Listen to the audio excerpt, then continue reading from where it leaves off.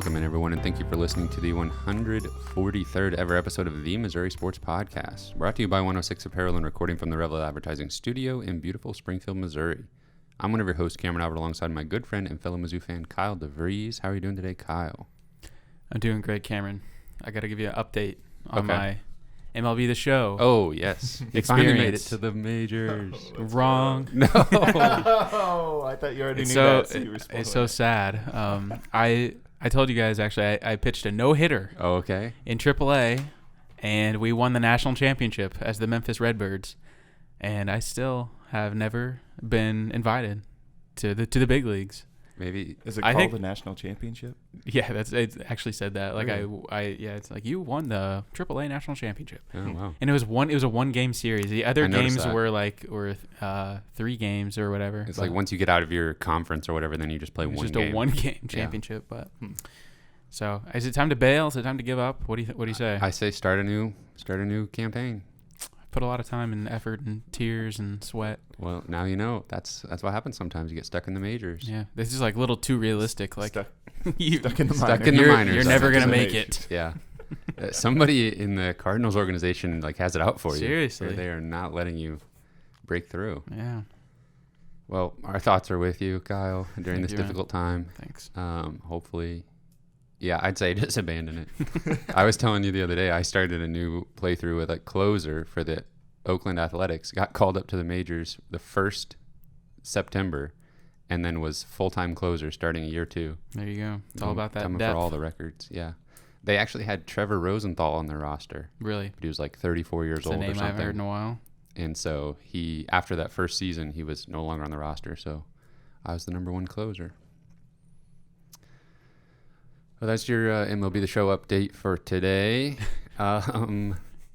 Before we get into the fun Mizzou topics, need to remind everyone to check us out on YouTube. Subscribe there if you would like. Leave us a comment, leave us a like, leave us a review on your podcast platform of choice.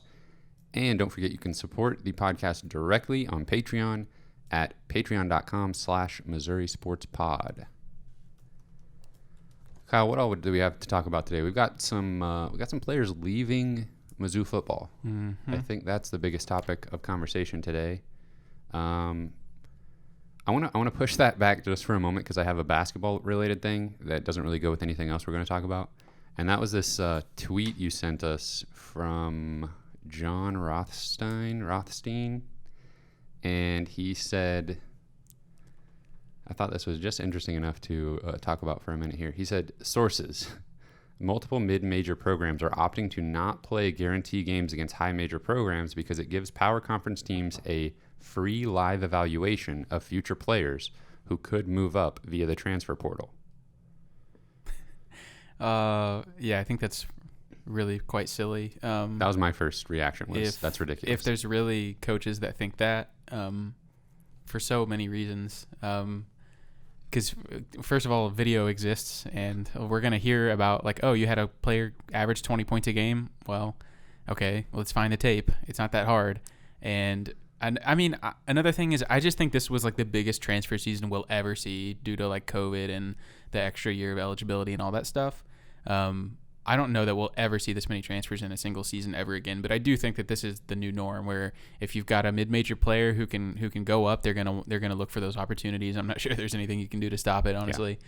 So I just think there's almost no way that can be true, is what I'm thinking. Yeah, I saw a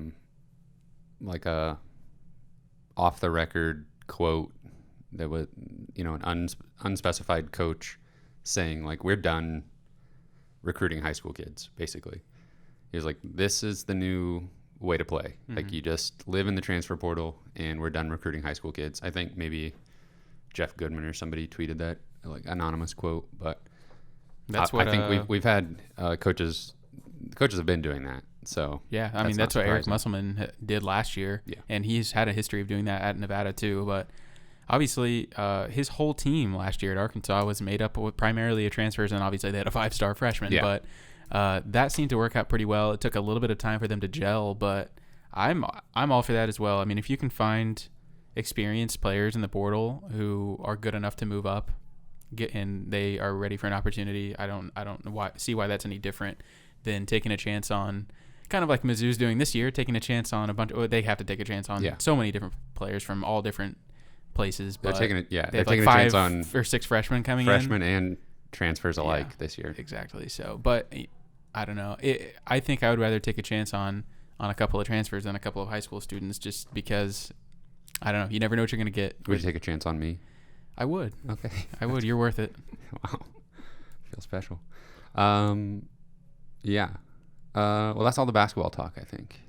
Now we got to talk about football. And unfortunately, we've had a little bit of an exodus here from Mizzou football, but it's not necessarily something to get too concerned about. But we'll go through it here. You want to just walk everybody through the departures, and then we'll talk about a few different aspects of it. Yeah, I agree with you. It's not really time to panic.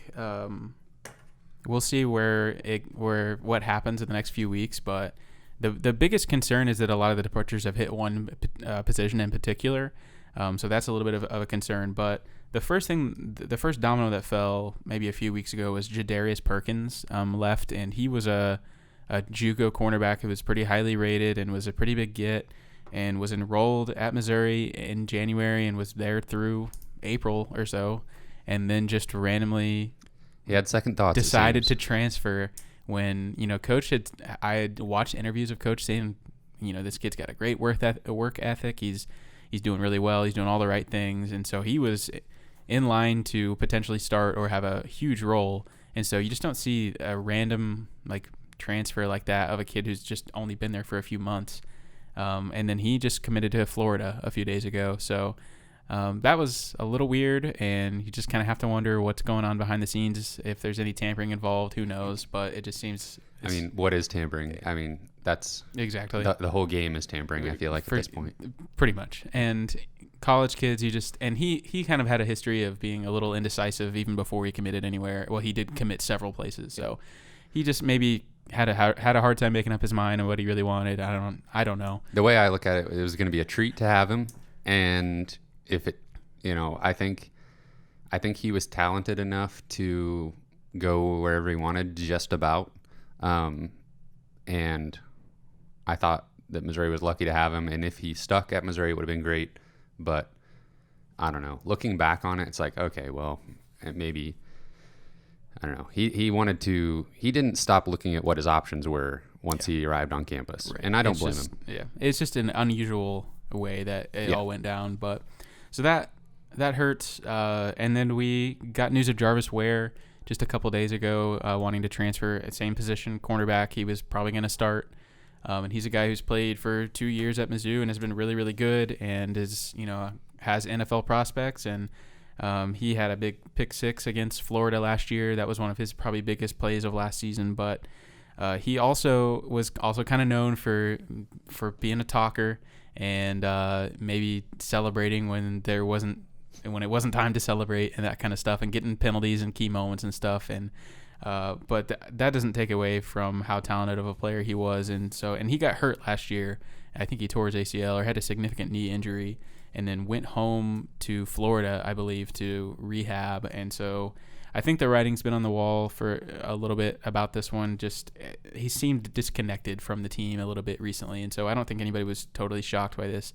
I don't know where he's going to end up, but he'll probably end up somewhere closer to home. Was he the one that kind of surprised everyone by being the game 1 starter his freshman year at cornerback? Like, we didn't know exactly how that was going to play out, and then randomly Jarvis Ware was starting.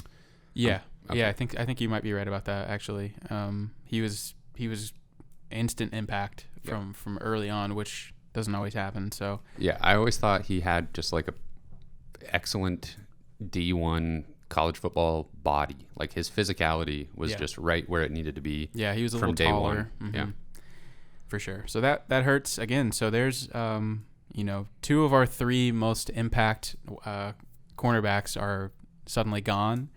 And then as well as Chris Mills is a reserve cornerback that is also not on the roster anymore. So the cornerback room is interesting. We've got Ennis Rakestraw, who's kind of the anchor of the room right now. And then we've got Ishmael Burdine, who hasn't had as much game experience, but he's been in the program for probably 2 or 3 years now. And, I would look for him probably to start on the other side of Rakestraw. But after that, man, you've got a bunch of freshmen. I mean, that's pretty much it. I mean, and I'll list off the rest of the freshmen here. We've got Dalen Carnell, Davian Sestrunk, Chris Abrams-Drain, who switched over to cornerback, Zaquan Reeves, and Darius Jackson. And that's it.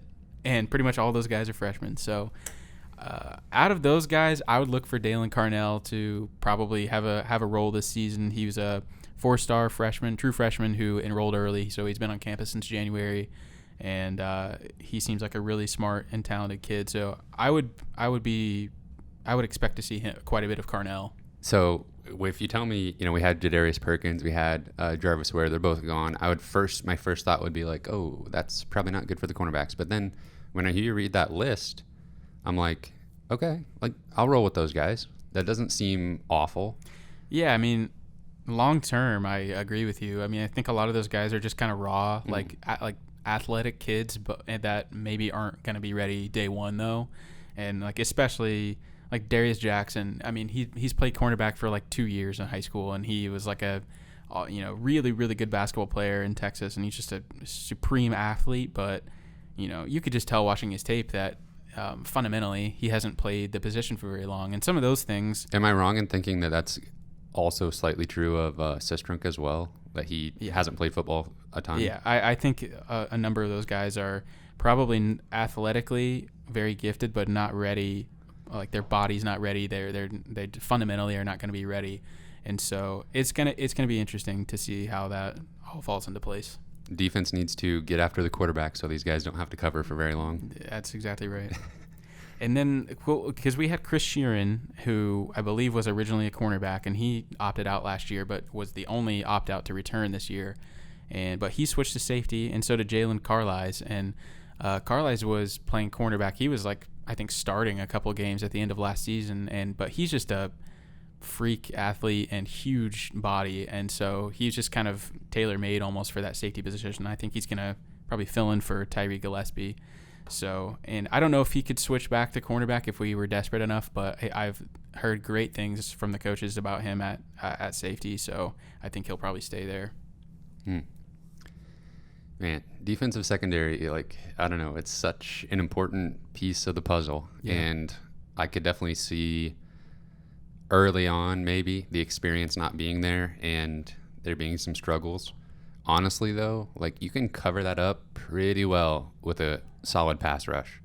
So if we can get that going, then that will save some games for Missouri. Yeah, if they can have a good enough pass rush to cover up deficiencies on the backside. Yeah, I mean, the secondary is easily going to be the biggest question mark this season, and not only with all these departures, but just it was already going to be a question mark just because we're replacing 2 NFL caliber safeties. And we're having a little bit of a scheme change. Yeah. Yeah, for sure. Going to be playing more zone. So yeah, it's going to be nobody's going to know what to expect, I think, on day one. But I don't want to put you on the spot here too much, but what do you think is the mindset of the coaching staff with these departures? Do you think they're just, ready, next man up? We love these freshmen. What are they actually thinking, though? Like, that's what they would say publicly. Are they worried about this, or are they thinking, whatever, we've got guys? I would say that I think they're worried, and maybe not like panic level, but I think they've been looking for secondary players already in the transfer portal even before some of these guys announced. So I think they knew Jarvis Ware would probably not be here this season, but I think they were probably blindsided by Perkins, just a guess. But I think they are definitely uncomfortable probably with the current room, but I do think that they could improve their situation in the next few weeks. There are a couple of guys out there in the transfer portal, and Mizzou has a significant tie to some of those players because there's 3 guys in the secondary from Tulsa who have announced their intentions to transfer.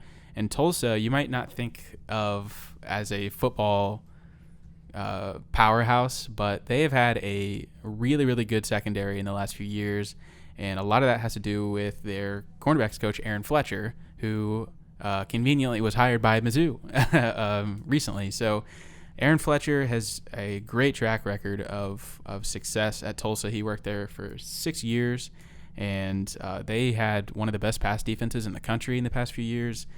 He coached Reggie Robinson, who was their first draft pick in 10 years, and I think 2019 was when he was drafted. So he has kind of elevated that program there in Tulsa. But they've got 3 guys. Most notably is a Caleb Evans, and he is going to be highly sought after. But he is an NFL caliber cornerback who would probably be a plug and play guy. He would probably start immediately at Mizzou if he were to transfer here. And then Ali Green is the other guy who's probably the second most touted name, and then Ryan Nixon is the third one. So there's 3 Tulsa cornerbacks out there. I'd be pretty surprised if we didn't have at least one of those guys come up to Mizzou, just with their relationship with Aaron Fletcher. I think that's huge. Yeah, I was reading an article in the TulsaWorld.com. They were talking about Evans, the one you said was the most highly touted. He reportedly has received offers from Notre Dame and Texas already, and he has 2 years of eligibility. And Green has 1 year left and reported an offer from Louisiana Tech. And Ryan Nixon reported an offer from San Jose State, and Nixon is originally from California. But they also, the last paragraph of this article says, cornerback has been a strong position for the Hurricanes in recent years. A significant reason for the success there was assistant Aaron Fletcher, who left from Missouri in December.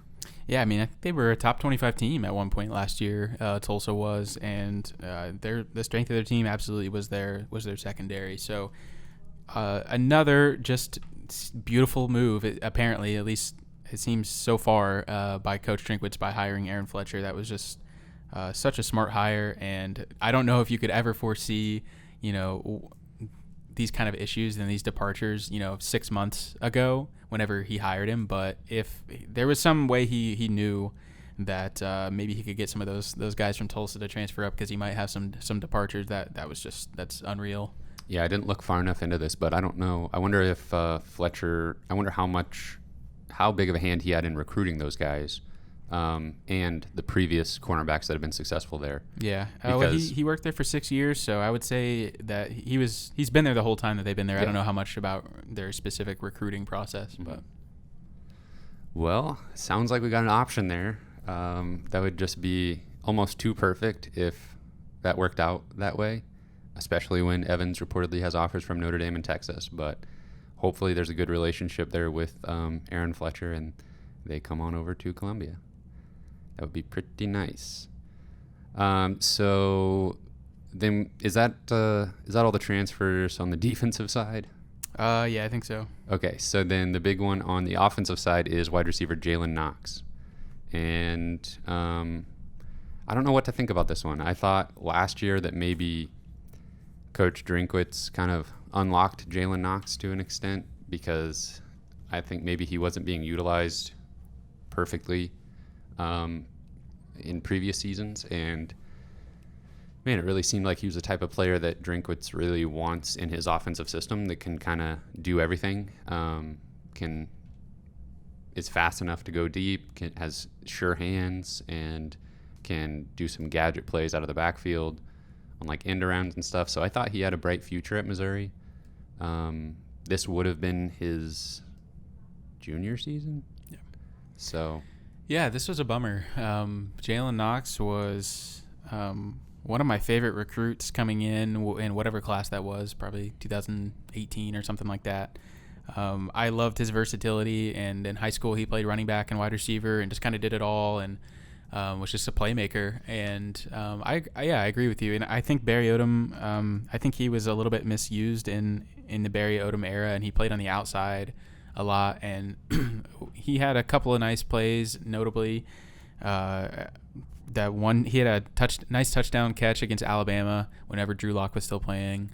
And but I just think that he was best utilized on the inside, kind of in the slot like he was last year. And yeah, I mean, he had some really good moments, and he flashed at times. And He also had some issues with drops and stuff, but as did apparently everybody else on the team. So I was disappointed to see him leave for sure. Yeah, I pulled up his stats here, and actually his freshman season, if you combine rushing stats, then this past year was on par with his freshman year. But freshman year, 27 receptions for 419 yards, 3 touchdowns, and 11 yards on the ground. Then most recently, 31 receptions for 305 yards, no touchdowns, but also 12 rushing attempts for 95 yards and a touchdown. 31 receptions last year? Yeah. Wow.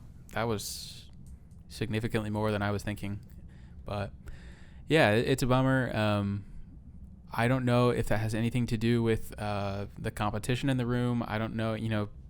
Dominic Lovett and Mookie Cooper are looming, and I think especially Cooper probably plays the same position that Knox probably, the same role that he fills probably, and it's very possible that he felt surpassed in the depth chart, and that's in some ways that's a good thing for Missouri, and that Cooper is looking promising, but still hate to see Knox go. Yeah, if that's the case, then that's from a fan point of view, then that's going to be the easiest. Potentially of all these transfers, that's going to be the easiest one to get over, because if you've got a guy that's doing the same thing better, then you're going to forget about Knox pretty quick. But if there's a Jalen Knox-sized hole in the offense this coming season, then we're going to be thinking about that quite a bit. But as it sits right now, I would predict more towards everything being fine with the receiver group. And I don't know. We'll see. I'll be interested to see what kind of... Well, and there is another wrinkle to this. I believe he's not officially in the transfer portal. He's just not with the team. Yeah, I think you're right. So that's interesting. I mean, usually when we're hearing about this, it's because somebody found their name in the transfer portal or was alerted to that. So, yeah, that's just a slightly different scenario than a couple of the other guys. Mm-hmm. Yeah, I don't really know what that could mean, actually, but... I agree. I think that the offense is more well-equipped to handle this departure probably than the defense is at this point. Yeah, and, something like this last year would have been way more concerning than this year. Yeah, I think that this is just a normal part of, a new coach has been here for a year. I think it's really pretty normal for departures to happen. And for guys to look for other opportunities, and maybe they just don't vibe with the new coaching staff, or maybe they felt surpassed on the depth chart, and just with the scholarship situation, with guys staying around longer than is normal, some of those fifth-year seniors and stuff. Like, I'm just not really sure what's going to happen with the scholarship situation. I don't know if the NCAA is going to come in and say, you got to get back to this number by this time. I really don't know what's going to happen, but I just think that... They probably don't know. They probably don't either, but I just think some of these departures are normal and expected. Yeah, I would agree with you. So anybody else leaving the program that we need to talk about? Is it, in a different scenario, like a different year, this would be very worrying that we're sitting here at almost June 1st talking about all these players leaving the program. But it does feel for some reason today we're just like, well, I think we'll be okay. It does feel a little bit late for some of this stuff to happen. And just because of our potential opportunities to replace some of these guys, I feel okay, but we'll see how we feel in a few weeks. If none of these holes have been filled, and I don't know, we'll have to see how it goes. But I think that we're in a pretty good spot where we genuinely trust the coaching staff. Yeah. And that's a good place to be, and it has not always been the case. So. Right. Yeah. Okay, so just go with me here for a second. I'm reminded of, like, early Conzo Martin tenure on the basketball side, where it was like he could do no wrong for a little while, and then, things would start to happen, and you're like, okay, like, I don't know. It just felt like he bought himself so much goodwill in that first year that you could look past anything that would typically be more troubling. Mm-hmm. And I wonder if we're in the same place with Drinkwitz, and it'll be interesting to see kind of how that trajectory or how that unfolds if he can keep it up, because, injuries are a huge part of Conzo Martin's time at Missouri, but just the objective success, whether it's wins or recruiting ranking or players you're getting, it definitely dropped off after that first season. Oh, yeah. But you're able to look back to that first season and be like, okay, yeah, it's okay. He bought himself time, and Drinkwitz right now is at that spot where he's done nothing wrong. Yeah. And obviously we aren't even to the second season of games yet to see what's going to happen. Yeah, it seems like he's had even far more constant successes and like moments of just like, wow, we're lucky to have this guy than Konzo even did in his first year. But I agree with you. Yeah, that first year of Konzo Martin was like, holy cow, this guy is like amazing. All of our dreams come true. Yes, and I got to say, whenever I was thinking like we trust the football coaching staff, I wasn't going to say it, but basketball coaching staff, I'm not sure I can trust them right now just with some of the decisions they've made, but that's a conversation for another day. Yeah, it's a lot easier to question them, and that's exactly what I'm saying. Like, we might just be 2 years away from being in the same position with the coaching staff. Like, okay, if we were looking at a situation like this 2 years from now, it might be a lot easier to be like, what's going on here? We're losing it. Yeah. But yeah, I think just the turbulent, just all the situations going on just in the world in general, I think all of that has just been like, yep, we just expect this kind of stuff. And as long as we maintain our key players and are still moving forward to the fall, I think we're on the right track. I still say pass rush solves everything. Yeah. Get to the quarterback. Meet at the QB. Everything will be fine. Okay, Kyle, I have one other thing that I wanted to talk to you about. It's we've talked about it in parts on the podcast before, but it's becoming more and more likely. I mean, it's basically happening. The NCAA is moving towards a different system where players can profit from their own likeness and image. And Coach Drinkwitz has even been in the news recently, like lobbying for that concept, basically. And I don't know, I just kind of want to toss around some ideas of how that might work, because I still get back to this point in my head where I see, and maybe somebody listening knows the ins and outs of a projected plan better than I do, but I always get back to this point where the Missouri Sports Podcast says we want Luther Burden to be the face of our podcast. And we do. And we're going to give him $10 million to be the face of the Missouri Sports Podcast if he comes to Mizzou. And that's okay now if you're able to profit off your likeness and image, but in the past that would have been obvious recruiting violations. Yeah. And that's kind of a silly example, but imagine the, Tuscaloosa car dealership, the Chevy dealership in Tuscaloosa, like needing a big time player to put on all their billboards and, whatever it is, the local restaurant chain or something. Right. Yeah, I do think it's going to feel like the Wild Wild West at first if that's truly like how it's going to work, if they're just going to unleash it. And like you said, I don't know all the ins and outs of how it's going to be regulated, or if it's going to be regulated at all, I don't know. But I would say it is going to be a little bit jarring at first whenever we see like college players, just like specific college players being used in advertising and stuff like that, like a professional. And I guess I just wonder if that kind of stuff isn't already happening, where just without the product in return. Yeah, no, that probably is. And someone could, I'm not even trying to say like this would be bad for college football because it would make Alabama more dominant. Yeah, like you can't be more dominant. Exactly. Than I guess that's my point is like, what are we afraid of? Like, Yeah. Alabama being really good? Yeah. Like, it'll just be very fascinating to see how that actually goes down. Like I've thought through like, okay, the NCAA could say like, you can do something on your own to profit off of your likeness, but you can't involve another business or something. Yeah. But then what does that look like? You make a t-shirt with your face on it and somebody in Tuscaloosa or Columbia says, you make that shirt, I guarantee you I will buy X amount of them. Like you have this guaranteed purchase of this amount. And then, so there's just going to be so many ways to like if the rules aren't super concrete, you're you not almost going to have have concrete rules. Yeah. The only concrete rule, the only thing now is like, you just can't do this. Yeah.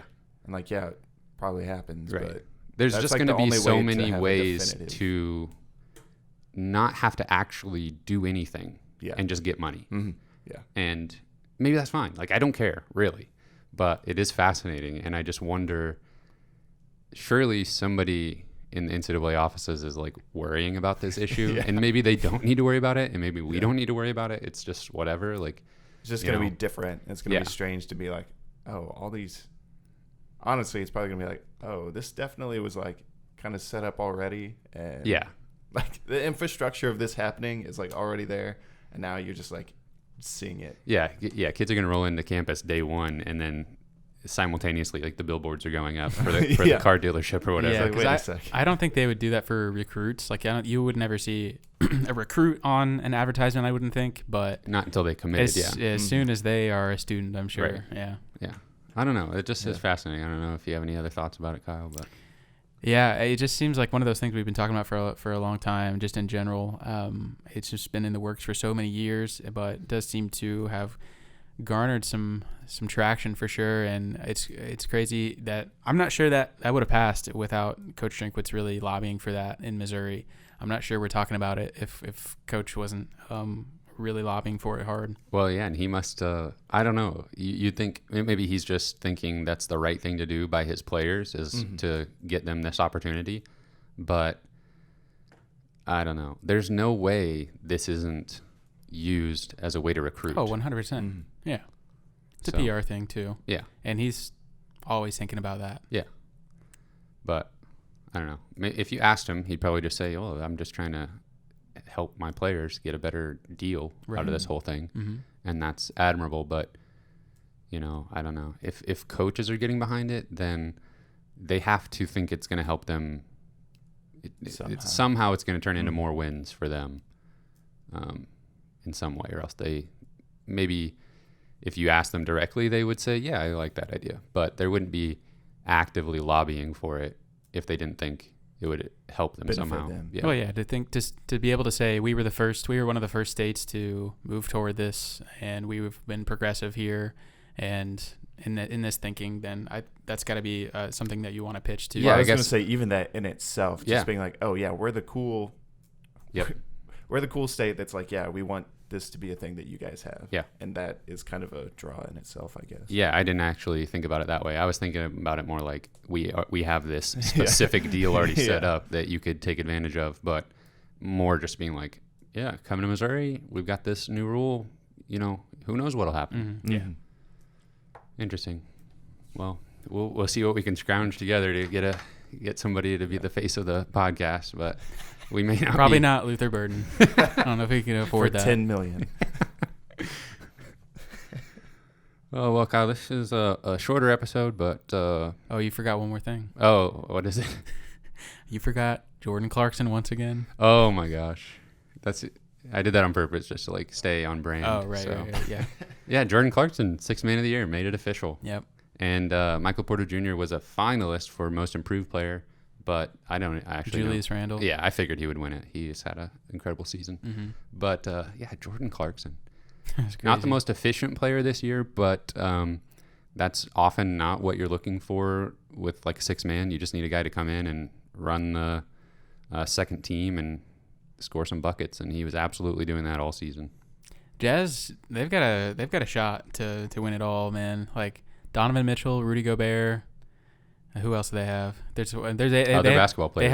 They have a big three. They have a third player that I'm forgetting, but Jordan Clarkson as well. So they are stacked, and Quinn Snyder. Oh yeah, at the helm. Did he win Coach of the Year? I don't know if they've announced it yet. They've announced that other one, but not that. Yeah, they announced them days apart. NBA just has to drag everything out. They do as long as possible. They really do. Year-long season, basically. Yeah, I guess. Yeah, they have not announced Coach of the Year yet. Maybe by June, or maybe by July, we'll know. Next week. Yep. All right, everybody. That's all I got for him. That's all I got for him. Okay. You can find us on Spotify, Apple Podcasts, Google Podcasts. We're on Twitter at Mizzou Sports Pod, and you can email us at MissouriSportsPod@gmail.com. You can find our T-shirts and stickers on our online shop, MissouriSportsPod.BigCartel.com, or you can hop over on to our Patreon and subscribe for the level that gets you the merch. And another one. If you hop in the YouTube comments and guess how many pin flips Cameron had this week. We'll send you some stickers. First person to guess right. You gotta get the who's correct number keeping of pin track flips. of this? I'm gonna go through and watch Oh it. my goodness! Like 100? Does it still count as I'm like? This still counts. This, yeah. What does this count as? Nothing. No, it's. You always gotta make it complicated. No, No, just the Okay. pin Okay. flips. All right. Guess the correct number. First person to get it, we'll send you some stickers. All right. There will be. I'm predicting 0 guess attempts. Prove me wrong. Thank you everyone for listening. We will see you next week.